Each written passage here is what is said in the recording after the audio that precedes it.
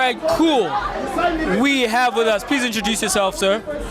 Hello, my name is Mashudu Mudau. This is Mash. Mash, you have this going on. Of course. Arsenal top of the league, right? After like one Stop game. the count. Right now. Stop the count. Based on what you've seen, and based on the business that based on the business that Arsenal have done during the transfer window. Yeah. Are you confident this season that Arsenal can make some noise in the league, like more than previous seasons? I think it's going to be way more interesting than it's been before, but I still think that we need at least Two more signings. Yeah, like a Tillemans. I really like Tillemans. I've been waiting for this to happen. It doesn't look. Are you done with Granit Xhaka? Yeah. Granit Xhaka is placeholder. he's like someone that reminds me of a worse time, and like I don't like that. I like the fact that the rest of the team is failing you. Like there's a different perspective. Like they have like a lot more energy, very young, trying things out. Whereas he's just like this thing. He's like a remnant from a past. Like he's from the Ozil era. He's from the that like very difficult time. So for me, it's just like no, let's complete this thing that we've been doing, which is like completely changing what this team can be into something else, right? So like for me, it's just like let's just make the change. This is the last piece. You change this piece, it gets interesting. So with a view to that brighter future, do you believe Mikel Arteta is the man for the job? What do you think?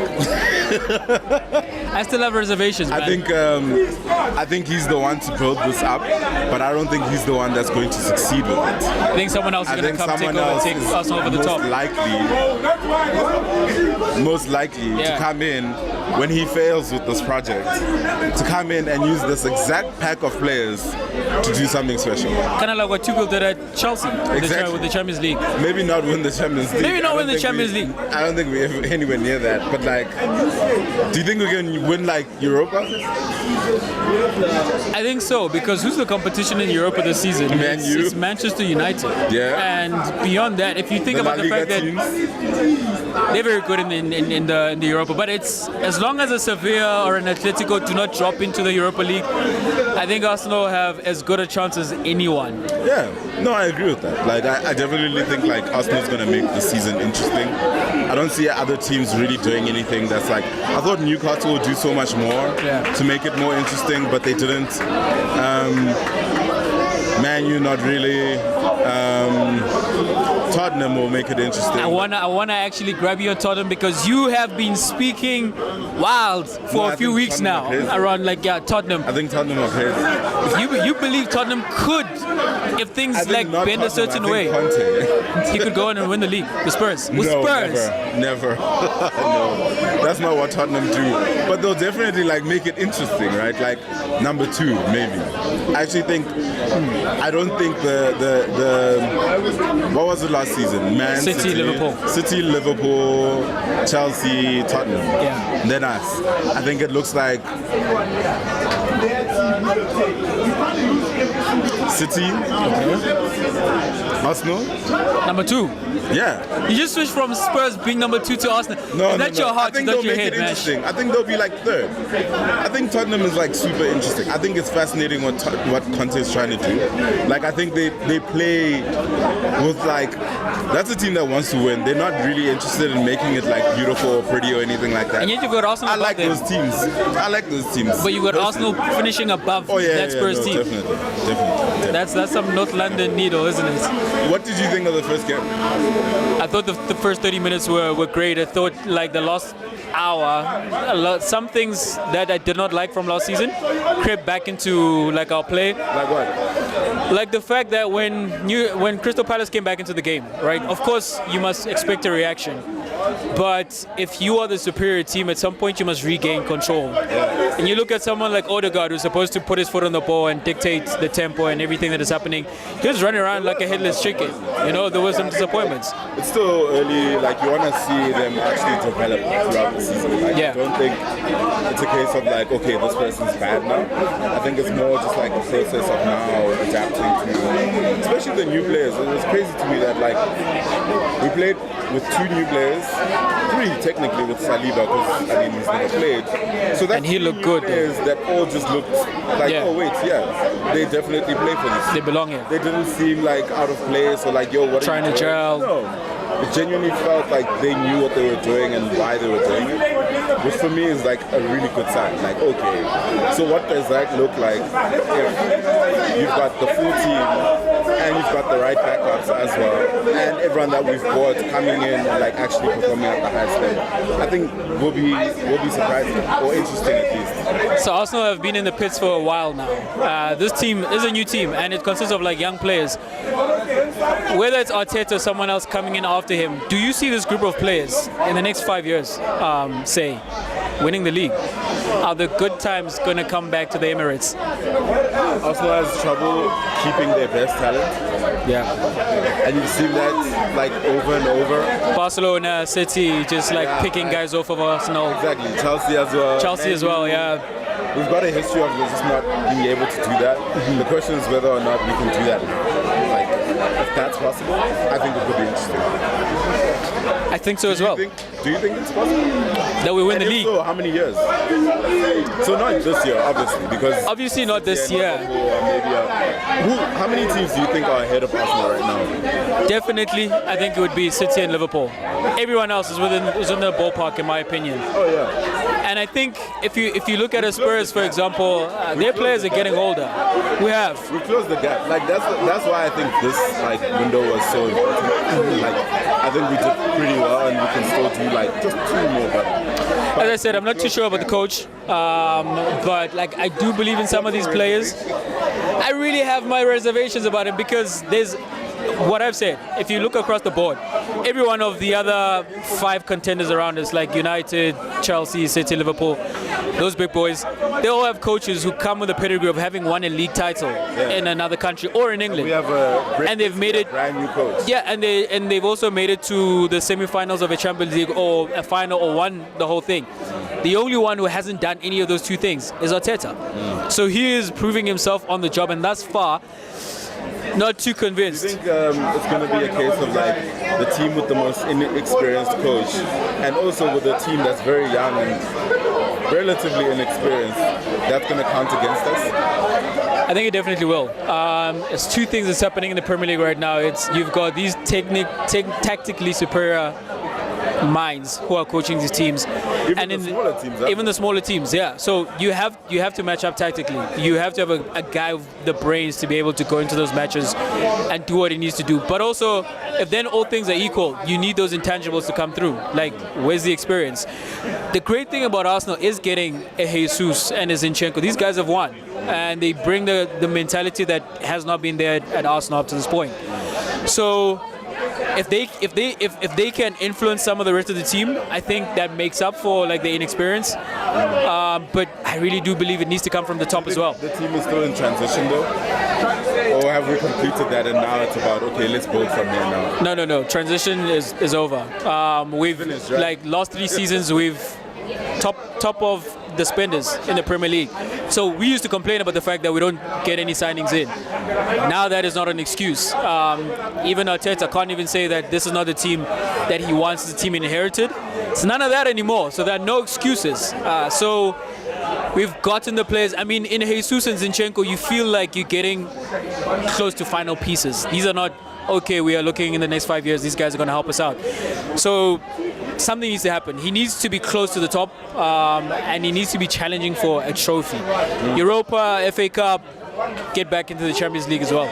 So what are your biggest expectations for the season? Because like I'm thinking top 4 definitely. Top 4. Beyond that, I'm thinking like a good run in the FA Cup, possibly win, and a good run to at least the semi-finals of like the Europa.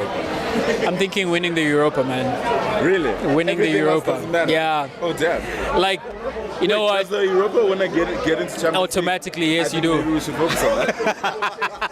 Because it gets you the we should trophy forget about and it gets you back into But look, the Champions league League. performance still matters. Like, It really does. You really want to make sure that you're up there. Like I don't see us going. I don't see us doing worse than last year. Which I don't either, for me yeah. is still like a big jump. But because other teams haven't done it as well as they should have, i.e. Chelsea, then you sort of get a chance and like opportunity to go, okay, maybe we can like slip in there. Some teams are vulnerable. Like Chelsea is vulnerable. Yeah, Chelsea. Menu's not that strong, man. Menu's not gonna make any noise with regards to like compared to us, for example. I do think we finished definitely above Menu, and I also think we finished above Chelsea. People might forget, but we beat Chelsea 4 at Stamford Bridge last season, and the season before that we went there and we beat them again. And preseason doesn't count for much, but we also put 4 past them in the preseason. So I do think we are ahead of where they are, especially they still don't have the striker and they've been struggling in the transfer market. But as it feels though at Arsenal, maybe Tielemans is the only person we don't have. But we are at the place where... You've made that clear. No, Mash, that's not true. That is not true. One thing I know about you. I do not like him. I know you're not so fan and you don't like Tielemans. Like, I'm not big on him. Jump on the bandwagon just because I did. If he ends up an Arsenal player, like you know what? He'd still have to prove some things to me. So for me, it's just like, but he'd be an upgrade on what we have in midfield. Like it's interesting. Like I don't know what Vieira is gonna be. Like I think he becomes a replacement for Odegaard, because after what you saw yesterday, he definitely. Odegaard's the captain though. I know, but he needs someone just to push him. You can tell there's just like a level of like, yes, I'm the captain, whatever. But like, there's moments where he disappears in games where you're like, yo man, I actually need something different. Like I want to see someone do something. Yeah. And there's no one to control the play like that, right? So you do want someone to come in and just. I'll tell you this, like, Mash. Smith Rowe was supposed to be that guy. He was supposed to be that guy. But he doesn't really like do that job. Like he's more of a Martinelli backup than he is like a 10. That's the thing at Arsenal. It feels as if our players are nearly men. Like there's an ideal picture of what this player is supposed to be, yeah, but they're not quite there. Because the way I think about it, I'll tell you this: I think we challenged for the league this season if Odegaard is Kevin De Bruyne, if Gabriel Martinelli becomes what we saw at Real Madrid with Vinicius. Yeah. Because if that happens and you Martinelli either. I'm not, because he's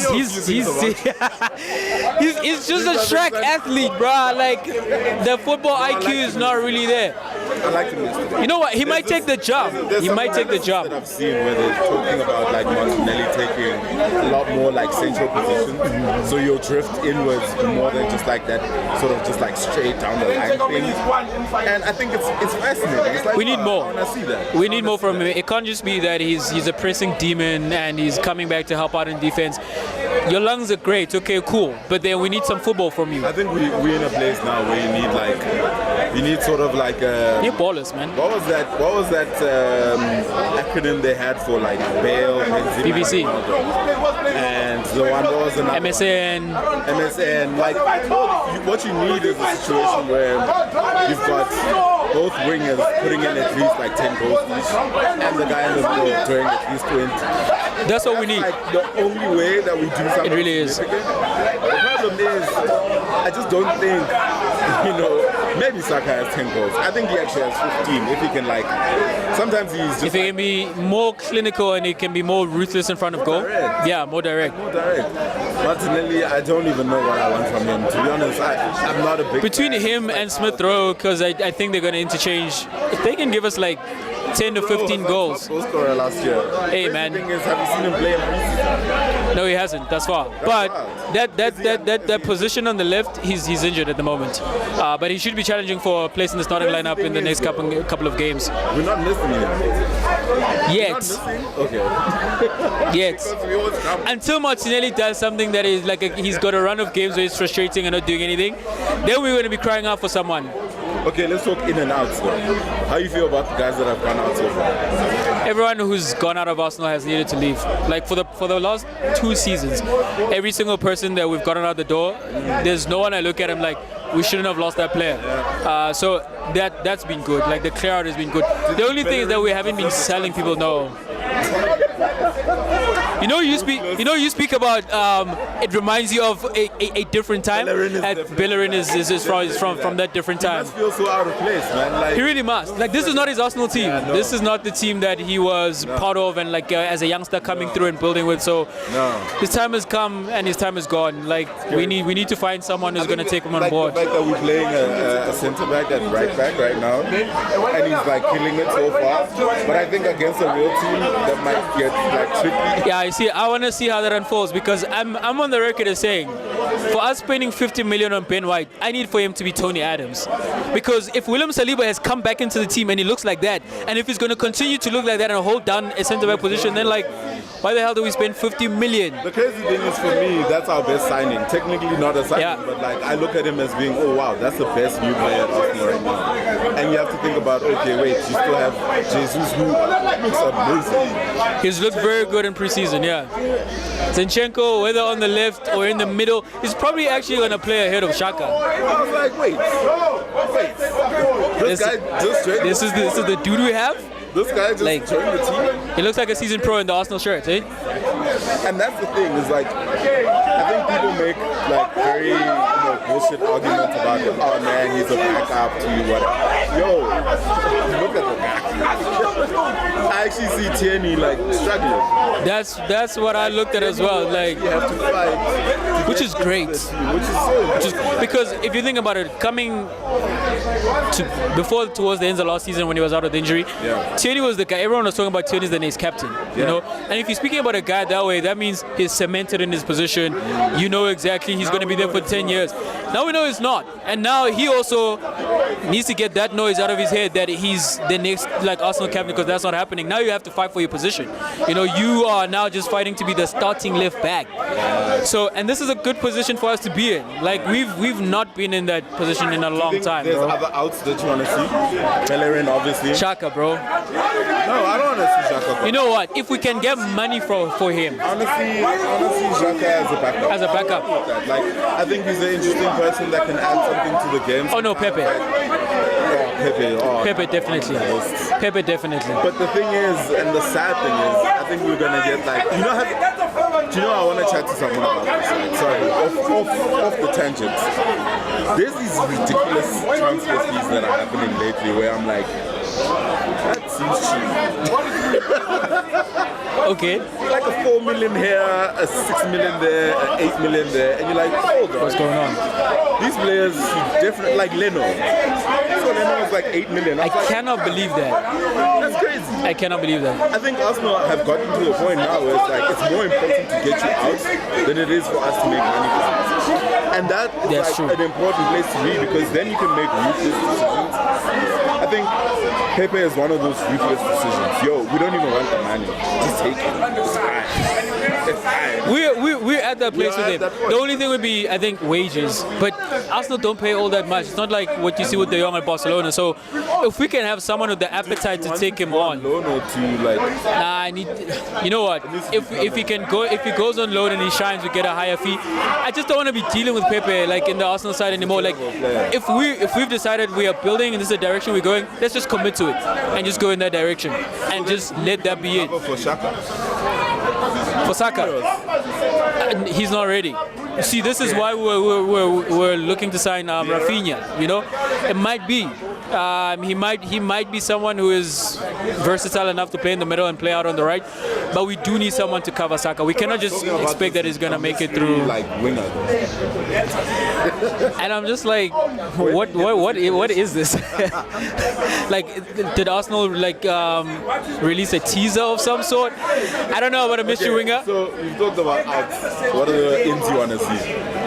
Me personally, but I want CDM and a winger. Like, I want someone to push Xhaka a bit. I think Saka's cool, he's amazing or whatever, but like every now and then you're like, hey man, star boy, we need you to like actually do something. So for me, it's like a winger, and I want a winger that can play both sides. Yeah. So that Martinelli, when you know, bro, he's just. I want someone dynamic, bro. Yeah. Like a guy who you look at, like that guy is explosive. I make the example again, Vinicius. Like at Real Madrid last season, you just know that give this guy the ball and he's gonna figure some things out by himself. If we get that guy, then I think we are moving properly, like steaming in the right direction. Okay. A CM definitely. So no CM. I don't necessarily think we actually need a CM. So this is why I'd be able to stomach the Tielemans move, because my gripe with Tielemans that he doesn't defend. He's a liability in defense. But at Arsenal, we don't do much like running, like turning around and like chasing behind midfield players. So we can actually accommodate someone who's not very defensive-minded. So a Tielemans would work. Ideally, I'd want De Jong, but we're not going to pay those kind of wages, so that's out of the question. But someone like that, like someone who's going to dictate. He has been on the record saying that his plan was to come to Arsenal before going to Barcelona. So, and if reports are to be believed, he's not. That off, everyone would stop. I think that would shake the league. Definitely. Like, okay, what's going on here? I think every other team starts to, hey guys,